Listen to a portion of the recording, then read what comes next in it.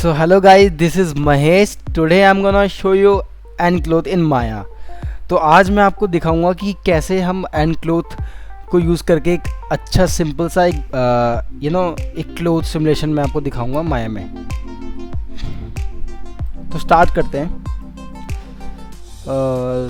सबसे पहले क्या करेंगे, हम मॉडलिंग से एफएक्स में स्विच कर लेंगे and after that an cloth make sure कि आपका एनक्लोथ मेन्यू आपका शो हो रहा हो. ठीक है, सो एनक्लोथ में जाके इस पर राइट क्लिक करके मैं इसको बाहर निकाल दूंगा इसको. ठीक है, थोड़ा सा. So right now I am gonna taking a plane. सो मैं एक प्लेन लेने वाला हूँ एंड उसके बाद मैं इसको थोड़ा सा ऊपर लेके जाऊँगा. मैं चैनल मॉडलिंग टूल किट में मेरा यहाँ पे चैनल बॉक्स आपको दिख रहा है यहाँ पे. So here you can see sub division width मैं लेट्स से कर लेता हूँ 40 एंड हाइट मेरी 40 एंड आफ्टर दैट मैं इसको थोड़ा सा साइज थोड़ा सा रीस्केल कर दूँगा सो दैट इसको पूरा प्रॉपर अच्छे से कवर अप हो सके. Right, table cloth like this simple.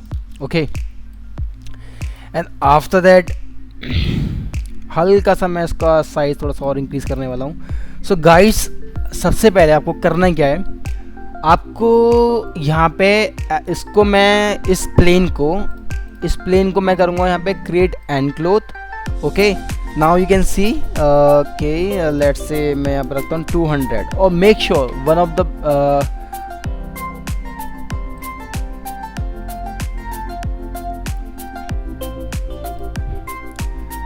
आपने ब्लेंडर में मैक्स में भी क्लोथ सिमुलेशन किया होगा, ऑब्वियसली बात है. उसमें बेक करना पड़ता है क्लोथ को, उसका जैसे मैक्स में आप सिमुलेट करते हो. ठीक है, ऐसे हम माया में क्या करते हैं, हम अपने क्लोथ सिमुलेशन को बेक करते हैं. तो बेक कैसे करते हैं, एन कैशे में जाना है, क्रिएट न्यू कैशे को. यहाँ पे आपको दो ऑप्शन मिलेंगे, ये फ्लू बेक करने के लिए हो गया, ये क्लोथ बेक करने के लिए हो गया. तो मैं क्लोथ को सिलेक्ट करके यहाँ पे करूँगा object bake replace activating. So अभी the thing is we don't have any collider surface right now. Okay, so first of all we need to select the collider. सो ये जो टेबल है, इस टेबल को मैं as a create passive collider create कर दूंगा. राइट, अब क्या होगा कि जो मेरा क्लोथ है वो टेबल पर इंटरेक्ट करेगा. ओके, अभी क्या हो रहा था कि अभी वो क्लोथ जो है उसमें ग्रेविटी इंक्लूड है, ऑब्वियसली बात है, बट वो नीचे जा रहा है. उसको अभी हमने कोई एक सरफेस कोलाइडर नहीं दे रखा. ओके, सो अभी मैंने इस टेबल को एज अ कोलाइडर यूज़ करूँगा मैं. Okay, and now again click on an object, add and blend. Now you can C okay, we got a cool cloth simulation right now. Okay, so as you can see press 3 smooth. so मैं आपको थोड़ा सा और details में हम जाएंगे इसमें. ठीक है, so आ जाओ एट्रीब्यूट्स में. तो अभी आप देख रहे हो सिंपल सा, आप देख रहे हो कि क्लोथ जस्ट यहाँ पे मेरे को एक अच्छा सा कूल इफेक्ट मिला है मेरे को. ठीक है, लेट्स से कि मैं चाहता हूँ मेरा क्लोथ में थोड़ा सा फ्रिक्शन होना चाहिए, थोड़ा सा उसकी थिकनेस अभी प्रॉपर थिकनेस है. और एक और चीज़ मैं आपको बताता हूँ कि कभी कभार क्या होता है कि आप जब भी क्लोथ एनिमेशन कर रहे हो, आप बेड शीट बना रहे हो या कुछ और भी किसी टेबल के लिए आप क्लोथ सिमुलेशन कर रहे हो, तो होता है क्या है कि ना आप जो भी प्रॉप्स या जो भी आपका सरफेस कोलाइडर है, जब आपका क्लोथ उसमें इंटरेक्ट करता है तो आपका वो कुछ पार्ट उसमें दिखता है जस्ट बिकॉज ऑफ कोलाइडर. तो मैं आपको कुछ डिटेल्स एट्रीब्यूट्स में आपको कुछ ऑप्शंस बताऊंगा सो दैट आप उस जो आपको रिजल्ट मिलता है क्लोथ सिमुलेशन में, जो प्रॉब्लम आप फेस करते हो उससे आप इजीली डील कर सको. So let's talk about the dynamics property. Collision में आप आओगे, आपको मैं एक चीज़ दिखाना चाहूँगा. Okay, wait and watch. Solver display में आके मैं करता हूँ यहाँ पे collision thickness. As you can see vertex में जा रहा हूँ मैं. अभी मुझे वर्टेक्स दिख रहे हैं, एक सेकेंड. वर्टेक्स सी वो जो प्रॉब्लम आप फेस करते हो कि जब आप क्लोथ सिमुलेशन करते हो तो आप दिखते हो कि जो हमारा सरफेस कोलाइडर है और वो क्लोथ के आर पार दिखता है। तो वो होता है क्या है कि मेक श्योर कि आपका जो वर्टेक्स है, वर्टेक्स की जगह वर्टेक्स यहाँ पे जो हमने सेल्फ कोलिजन फ्लैग है, सेल्फ कोलिजन फ्लैग में हम वर्टेक्स एज की बजाय हम यहाँ पे वर्टेक्स फेस करेंगे। That will be great for your close simulation. Okay, if you wanna achieve a realistic close simulation effect, okay, so you will make sure कि your vertex face must be selected. Okay, so मैंने यहाँ पे vertex face select कर लिया है, so that मेरा जो animation है, एनिमेशन में कुछ प्रॉब्लम ना हो। अभी आप देखो मैं vertex select करता हूँ तो देखो क्या प्रॉब्लम आपको मिलेगी। अभी आप देखना,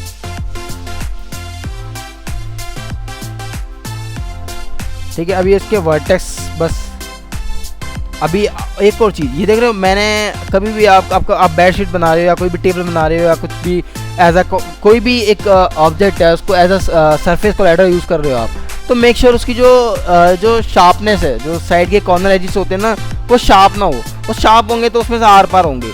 तो मेक श्योर कि बेवल हो, बेवल होगा तो वो स्मूथ आपको एक तो जो क्लोथ का सिमुलेशन है ना वो काफ़ी आपको रियलिस्टिक मिलेगा, ठीक है। सो आप यहाँ से इसकी कोलाइडर स्ट्रेंथ और ये सब चीज़ें आप इंक्रीज़ कर सकते हो, ठीक है। फेस वर्टेक्स, आओ वर्टेक्स विथ फेस। तो मैं इसको करने वाला हूँ दोबारा से बेक।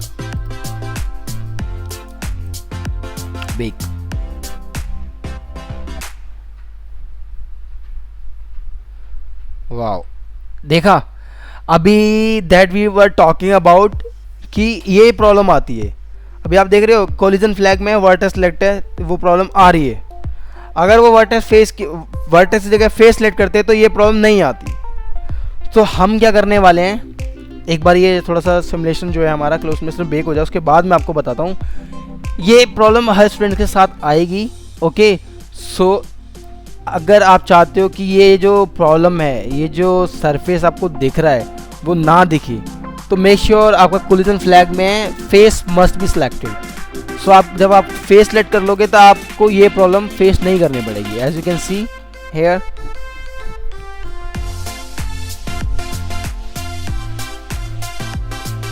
नाउ रिजल्ट थोड़ा सा रियलिस्टिक मिला है मैं, और जो प्रॉब्लम आ रही थी, जो टेबल क्लोथ में से बाहर दिख रही थी, वो भी नहीं दिख रही है, ओके।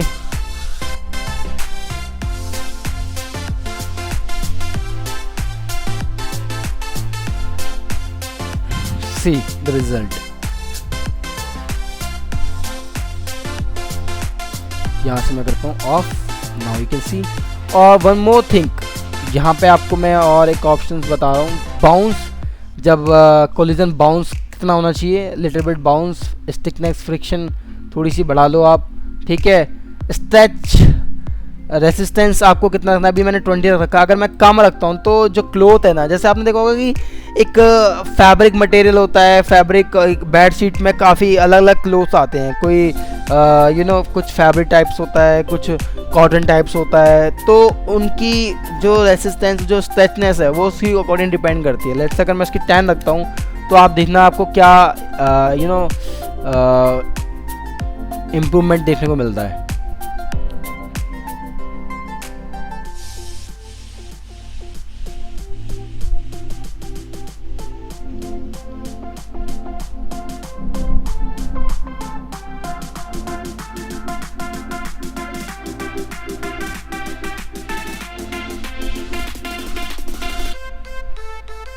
देख रहे हो, तो ये पहले से थोड़ा सा और स्ट्रेचनेस हो इसमें मैंने इंक्लूड कर दी है बेसिकली।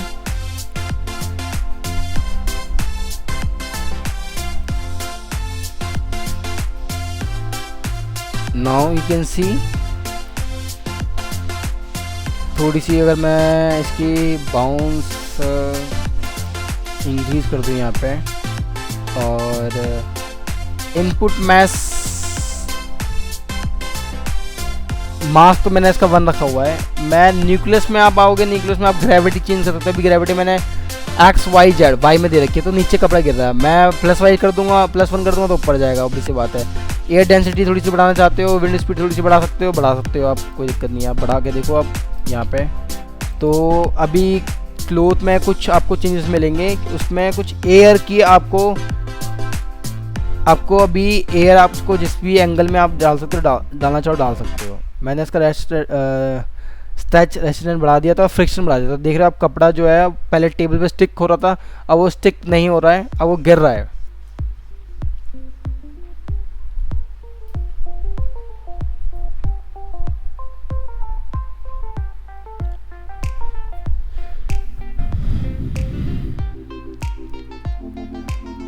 मैं क्या करने वाला हूँ अगेन, मैं कुछ और चेंजेस करने वाला हूँ उसमें, ठीक है गाइस। मैं इसका जो याद है तो हमने अभी इसकी जो स्टिकनेस थी वो थोड़ी सी कम कर दी थी हमने, फ्रिक्शन थोड़ा सा कम करो उसका, ठीक है।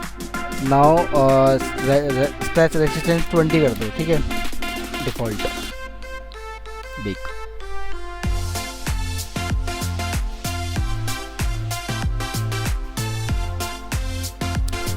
ओके सो अभी मैंने आपको बताया था विंड स्पीड, मैंने इसकी स्पीड बढ़ा दी है, एयर इसमें ऐड हो गया तो एयर के अकॉर्डिंग, एयर के थ्रू वो नीचे गिर रहा है। तो अगर मैं इसकी विंड स्पीड कम कर दूं, डेंसिटी कम कर दूं और विंड स्पीड कम कर दूं और इसका स्ट्रेचनेस तो मैंने इसकी नॉर्मल कर ली है, तो एक काम करते हैं हम इसकी जो विंड स्पीड थी जो हमने इंक्रीज़ करी थी अभी न्यूक्लियस में जाके, वो मैं वापस से नॉर्मल कर देता हूँ। हाँ, अगर आप कुछ टेम्पल का कुछ फ्लैग टाइप क्लोथ क्रिएट करना चाहते हो, कुछ जो कपड़े सूख रहे हैं, ठीक है, छत पे, तो उस टाइप का आप कुछ क्लोथ में विंड ऐड करना चाहते हो तो वो भी आप कर सकते हो, ठीक है।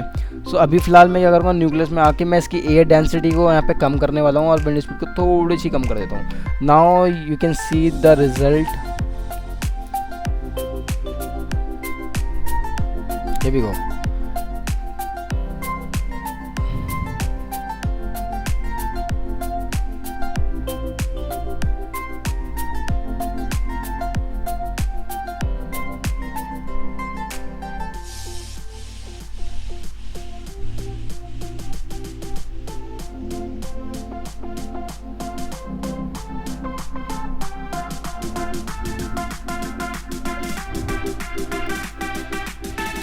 Now you can see. Okay, मिलते हैं नेक्स्ट क्लास में।